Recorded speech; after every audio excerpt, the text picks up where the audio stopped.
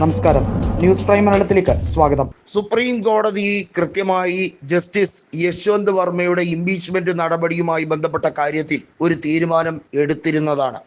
മുൻപ് chief justice ആയിരുന്ന Sanjeev Khanna Yashwant വർമ്മയുടെ വസതിയിലെ CCTV ദൃശ്യങ്ങൾ കൃത്യമായി ജനങ്ങൾക്ക് കാണുന്ന തരത്തിൽ തുറന്ന വെബ്സൈറ്റിൽ തന്നെ പബ്ലിഷ് ചെയ്തത് എന്തിൻ്റെ പേരിലായിരുന്നു എന്ന് ഇപ്പോഴെങ്കിലും ജനങ്ങൾക്ക് ബോധ്യപ്പെടും. അങ്ങനെയുള്ള അഴിമതിക്കാരനായ ഒരു ജഡ്ജിനെ സംരക്ഷിക്കാൻ എന്തിനാണ് കേന്ദ്രമന്ത്രിസഭ ഇത്ര പാടുപെടുന്നത്? ഇതായിരുന്നു ഉപരാഷ്ട്രപതിയായിരുന്ന ജഗദീപ് ധൻഖറുടെ ഏറ്റവും വലിയ ചോദ്യവും അദ്ദേഹം രാജിവെക്കാൻ ഉണ്ടായ പ്രധാനപ്പെട്ട കാരണവുമെന്നാണ് പറയുന്നത്. എന്നാൽ അതുമാത്രമല്ല, പാർലമെന്റിൽ ലോക്സഭയിലും രാജ്യസഭയിലും 3/2 ഭൂരിപക്ഷം ജസ്റ്റിസ് യശ്വന്ത് വർമ്മയ്ക്കെതിരെ ഇംപീച്ച്മെന്റ് നടപടിയുമായി ബന്ധപ്പെട്ട കാര്യത്തിൽ കക്ഷി രാഷ്ട്രീയ ഭേദമന്യേ ലഭിക്കാൻ ഏത് വിധത്തിലുള്ള നടപടിയാണ് BJP സർക്കാർ സ്വീകരിക്കുക? ഇത് നേരത്തെ തന്നെ BJPയുമായി ചർച്ച ചെയ്തിരുന്നു മുൻ ഉപരാഷ്ട്രപതിയായ ജഗദീപ് ധൻഖർ എന്നാണ് വ്യക്തമാകുന്നത്. എന്നാൽ അതിന് വഴങ്ങിക്കൊടുക്കാൻ അമിത്ഷായോ പാർലമെന്ററി കാര്യ മന്ത്രിയോ തയ്യാറായിരുന്നില്ല.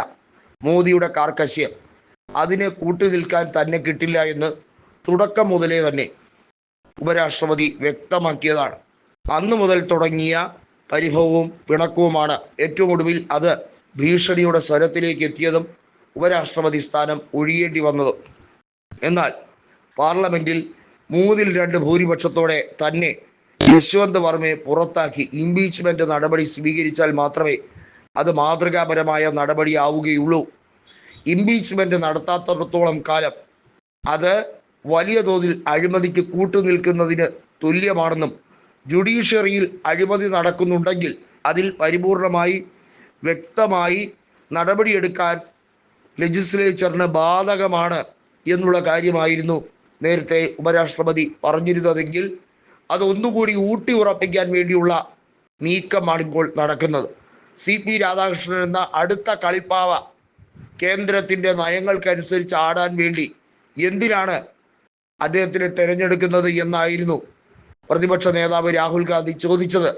അതാണ് വാസ്തവം. 3/2 ഭൂരിപക്ഷത്തോടുകൂടി ഒരു ജഡ്ജിയെ അഴിമതിക്കാരനായ അല്ലെങ്കിൽ കൃത്യമായി കയ്യോടെ അഴിമതിയുടെ കൃത്യമായ കറ പുരണ്ടിട്ടുണ്ട് എന്ന് നിസ്സംശയം ബോധ്യപ്പെട്ട് കഴിഞ്ഞ സാഹചര്യത്തിലെങ്കിലും കയ്യോടെ പിടികൂടുമ്പോൾ ആ വ്യക്തിക്കെതിരെ മാതൃകാപരമായിട്ടുള്ള നടപടിയെടുക്കാൻ കേന്ദ്ര സർക്കാർ നിർബന്ധിതമല്ലേ? അത് കേന്ദ്ര സർക്കാരിൻ്റെ ഉത്തരവാദിത്തമല്ലേ എന്ന് പ്രതിപക്ഷ നേതാവ് ചോദിക്കുന്നു. 3/2 ഭൂരിപക്ഷം സ്വമേധയാൽ പാർലമെന്റിൻ്റെ ഇരുസഭകളും നൽകി പാസ്സാക്കേണ്ടതാണ്. ഏത് അഴിമതിക്ക് കൂട്ടുനിൽക്കുന്ന ചില MP-മാരുണ്ടല്ലോ. അപ്പോൾ BJPയിലെ മുഴുവൻ MP-മാരും ഇത്തരത്തിലുള്ള അഴിമതികൾക്ക് കൂട്ടുനിൽക്കുന്നവരാണോ? സ്വന്തമായി ജുഡീഷ്യറി വരെ ഗുജറാത്തിൽ സെറ്റ് ചെയ്ത ടീംസ് രാജ്യം ഭരിക്കുമ്പോൾ പിന്നെ ഇതും ഇതിനപ്പുറവും ആകും അല്ലേ എന്ന് രാഹുൽ ഗാന്ധി പരിഹാസത്തോടെ ചോദിച്ചു.